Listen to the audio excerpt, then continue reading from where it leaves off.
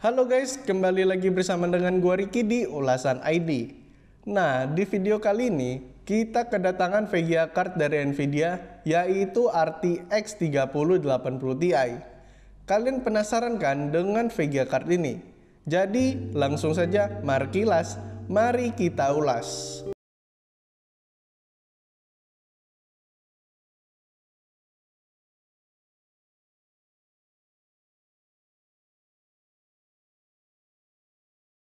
Jadi VGA ini masih fresh banget dan ada beberapa fitur menarik yang akan kita bahas di sini. Tapi sebelum itu, gua akan jelasin dulu secara singkat spesifikasi lengkap dari RTX 3080 Ti ini. Yang pertama adalah VGA card ini sudah menggunakan Ray Tracing Core generasi kedua, Tensor Core generasi ketiga, PCI Express generasi keempat, DirectX 12 Ultimate, GDDR6X 12GB 384 bit, Nvidia DLSS, Nvidia GeForce Experience tentu saja karena ini drivernya, Nvidia G-Sync, lalu ada Nvidia GPU Boost, Game Ready Driver, Vulkan RT API, OpenGL 4.6, DisplayPort 1.4a, HDMI 2.1, HDCP 2.3, dan juga sudah VR ready. Lalu, karena VGA ini adalah VGA custom dari Galax yang sangat berbeda dari versi Founder Edition-nya, bisa kita lihat kalau VGA ini memiliki 3 buah fan dengan ukuran 92 mm dengan lampu-lampu RGB yang dilengkapi dengan fitur auto on off untuk mengurangi kebisingan dan juga menghemat daya. Dan di bagian belakangnya juga sudah terpasang backplate dengan tambahan lubang ventilasi. Nah, lubang ini ada fungsinya tersendiri, yaitu untuk pemasangan fan keempat. Di sini Galax menyebutnya dengan one clip booster, karena pemasangannya yang tinggal klip saja. Dengan ukuran 80 mm, fan ini bertugas untuk menarik udara panas dari VGA card. Lalu di sini ada 3x1.4a DisplayPort dan satu port HDMI 2.1 yang sudah support untuk layar sampai dengan 8K. Lalu di sini kita bisa juga mengatur VGA card ini dengan aplikasi bernama Extreme Tuner. Ada juga versi mobilenya ya. Jadi kita bisa dengan mudah melakukan overclock ringan dan juga sekaligus menampilkan informasi mengenai VGA card yang sedang berjalan. Nah, karena VGA card ini berat banget, dalam paket penjualannya kita juga diberikan semacam VGA stand. Tapi di sini Galax menyebutnya dengan VGA support stick dengan bahan akrilik dan juga sudah dilengkapi dengan RGB lighting. Oh ya, pada bagian ujung VGA card ini terdapat 2 port untuk menyambungkan fan one clip booster dan juga VGA support stick. Ini bertujuan agar RGB lighting pada VGA card sinkron dengan RGB lighting pada one clip booster dan juga VGA stand-nya. Nah, di sini gue udah gak sabar banget buat nyoba main game AAA dengan VGA card ini. Jarang-jarang kan bisa ngerasain main game AAA dengan settingan rata kanan. Tapi di sini sebagai referensi, gue ada VGA card dari AMD yang gak kalah menarik. Di sini gue pakai AMD RX 6800 non XT ya. Sebagai perbandingan aja, seperti biasa, prosesor yang gue pakai adalah AMD Ryzen 5 3600, RAM Corsair DDR4 16GB 3200Hz, dan juga motherboard Galax X570M. Untuk pengetesan benchmark dan game bisa kita lihat pada video berikut ini. Nah, sebelum kita ke video gameplaynya, mari kita lihat temperatur yang dihasilkan VGA card ini.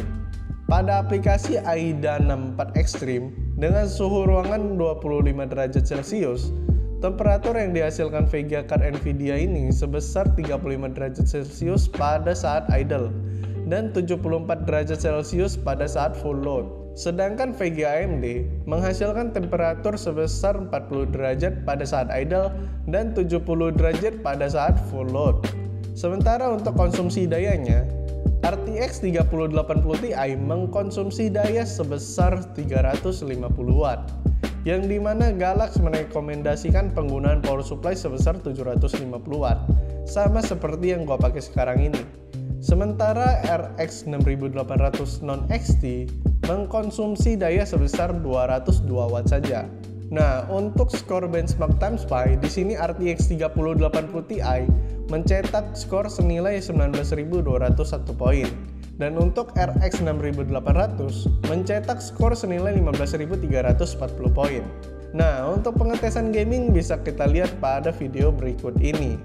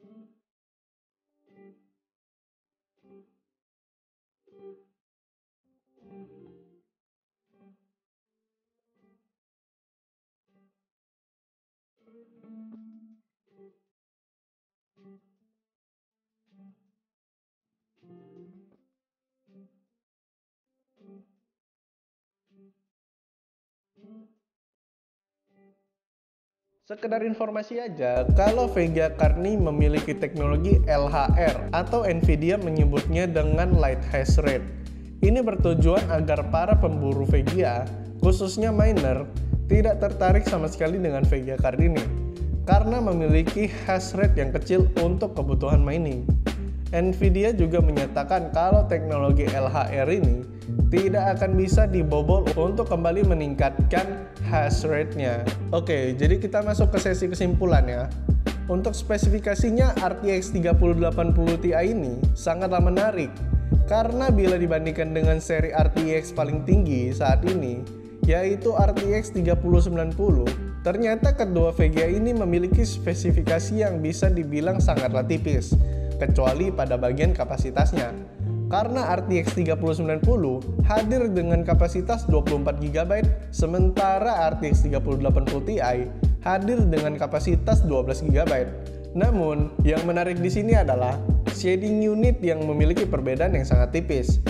RTX 3080 Ti dengan 10.240 CUDA core, sedangkan RTX 3090 dengan 10.596 CUDA core. Padahal bila dilihat antara RTX 3080 Ti dengan RTX 3080 polos, RTX 3080 polos ini hanya memiliki shading unit sebanyak 8.704 CUDA core. Hal ini juga didapati pada Tensor Core dan juga RT Core-nya, di mana Tensor Core RTX 3080 Ti ini ada sebanyak 320 core dan RT Core sebanyak 80 core. Sementara RTX 3090 memiliki Tensor Core sebanyak 328 core saja, hanya berbeda 8 core, dan RT Core sebanyak 82 core, hanya berbeda 2 core saja. Jadi, RTX 3080 Ti ini tidak berada di tengah-tengah antara RTX 3080 polos dengan RTX 3090, melainkan mendekati RTX 3090. Menarik kan? Nah, selain itu ada satu hal yang gue suka banget dari paket pembelian yang dikasih sama Galax. Itu adalah satu fan atau one clip boosternya. Ini secara akan membuat temperatur lebih stabil walau dihajar game dengan grafik yang berat. Serta dengan fitur LHR atau Light Hash Rate ini, juga secara perlahan tapi pasti akan membuat harga VGA card menjadi lebih terjangkau daripada sebelumnya. Gua sih berharap lebih untuk teknologi LHR ini bisa diimplementasikan ke VGA card selanjutnya. Dan semoga saja sistem anti bobol yang digaungkan Nvidia terbukti memang anti bobol. Oke, mungkin sekian aja video dari gua kali ini. Jangan lupa klik like, komen, dan subscribe agar kalian gak ketinggalan video dari Ulasan ID. Sekian dari gua Ricky, bye!